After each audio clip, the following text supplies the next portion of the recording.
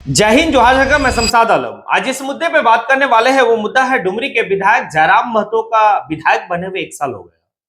आज इसी के ऊपर बात करेंगे।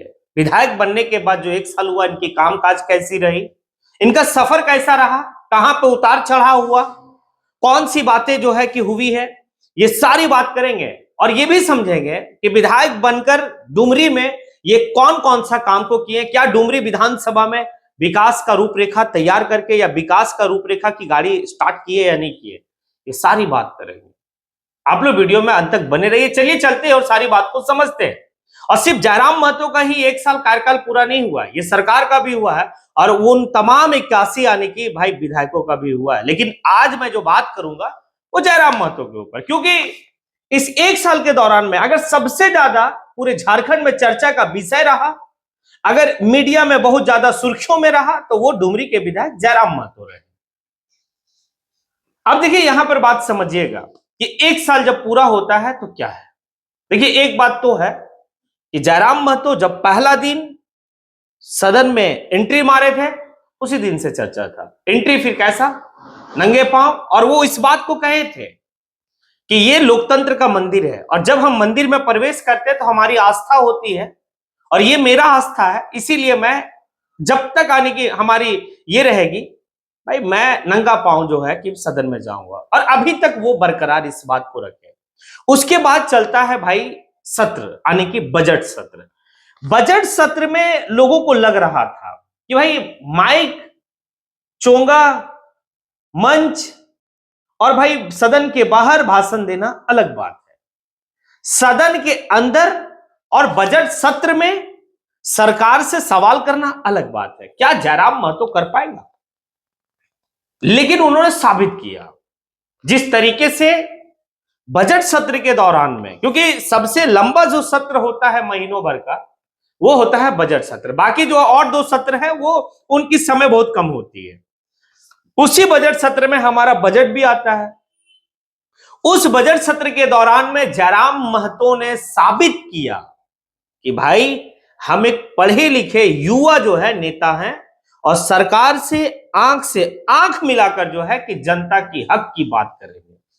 और आलम यह रहा कि जयराम महतो जिस भी मुद्दा को सदन के पटल पे उठाए, सरकार उस मुद्दा को गंभीरता से ली। देखिए बात समझिएगा, हम 3 बात करेंगे। एक बात तो यह है कि भाई पहले लोग क्या कहते थे कि भाई बाहर में बोलना अलग बात है, सदन में बोलना अलग बात है।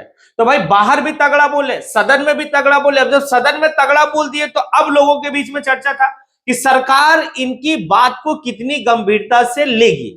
तो भाई सरकार भी इनकी बात को गंभीरता से ले ली, यानी कि सभी जगह से ये जो है कि भाई नंबर 1 होते चले गए। हाँ, ये रहा। उसके बाद इनका एक वादा था, चुनाव के वक्त में वो वादा किए थे कि मैं अपनी तनख्वाह का 75% अपने विधानसभा के लोगों के बीच में, जरूरतमंद लोगों के बीच में तकसीम कर दूंगा, यानी कि बांट दूंगा। और बाकायदे किए भी, और ये काफी चर्चा भी रहा। और वो हुआ था प्रतिभा सम्मान समारोह, यानी कि अपने विधानसभा के जितने भी उनके स्टूडेंट 10th और 12th के जो 80+ और हर प्रखंड में टॉप 10 तक जो थे, उनको जो है कि बुलाया गया और अपने पेमेंट से 75% जो है पेमेंट को डोनेट कर दिया उन सभी को। और उस सभा में राज्य के महामहिम राज्यपाल संतोष गंगवार जी भी उपस्थित थे। ये दूसरा काम रहा जो उनका काफी चर्चा का विषय रहा। उसके बाद उनकी जो एक लड़ाई चलती है, लंबी लड़ाई, जो लड़ाई विधायक बनने से पहले उनकी थी, स्थानीय नियोजन नीति विस्थापित, ये लड़ाई निरंतर इनकी चलती रही, ये खामोश नहीं रहे। और इनका एक और जो बेहतर काम कह सकते हैं वो रहा जनता दरबार।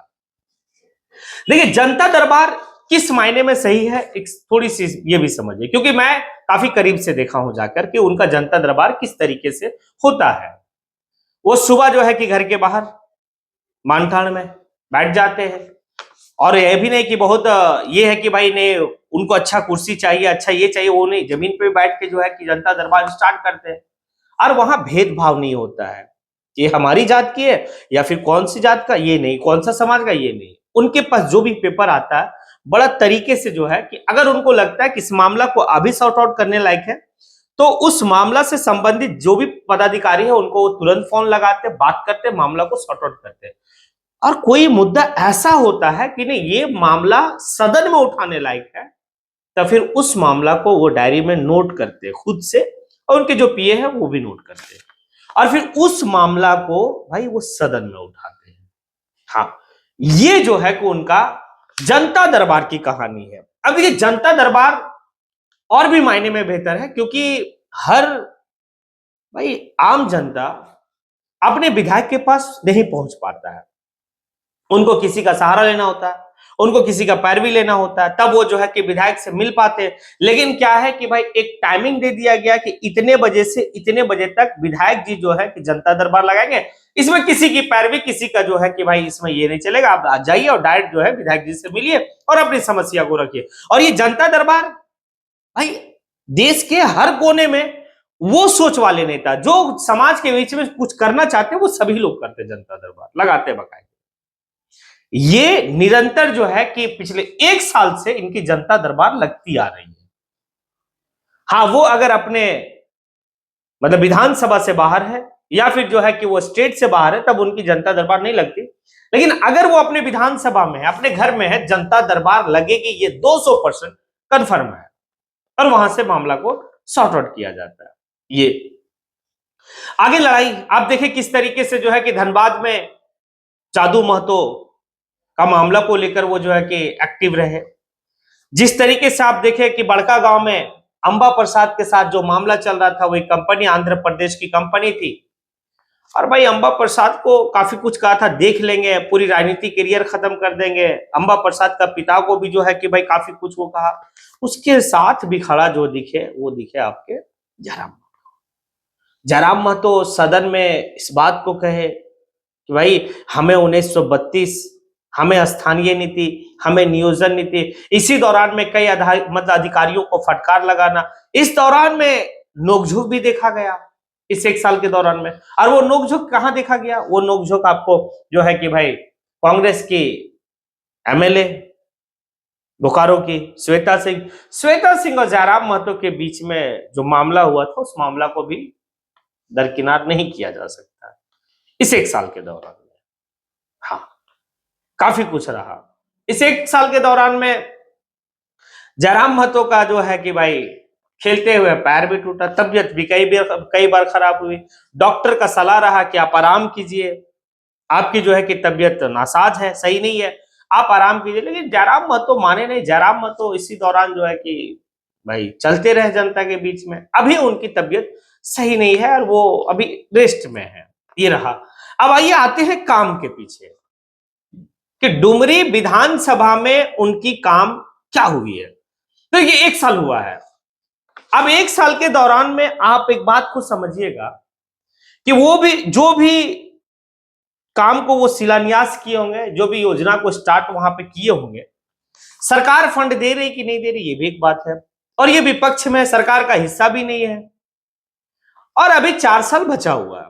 लेकिन है कि जो ये वादा किए थे वहां का जनता से कि मैं सबसे अलग करूंगा, तो सवाल बनता है कि आखिर आप अलग अपने विधानसभा में क्या कर रहे हैं, ये बनता है। तो आपने अलग एक काम किया, वो था 75%, मतलब 75% जो अपने वेतन का डोनेट किए वो था।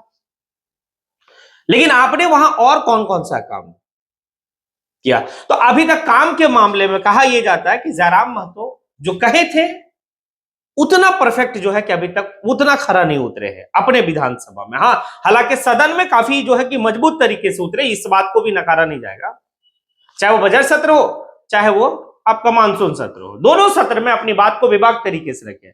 लेकिन अपने विधानसभा में, जिस विधानसभा के लोग उन्हें चुनकर सदन भेजे हैं, भाई उस विधानसभा के लिए कितना योजना को उठाकर लाए हैं यहाँ पर, कितना जो है कि भाई वो काम कर रहे हैं, ये एक मायने रखता है। और इस काम में वो अभी पीछे है। हाँ, हर चीज इनकी मतलब प्लस में जा रही है ऐसी नहीं, ये माइनस है इनका। हाँ, ये माइनस है।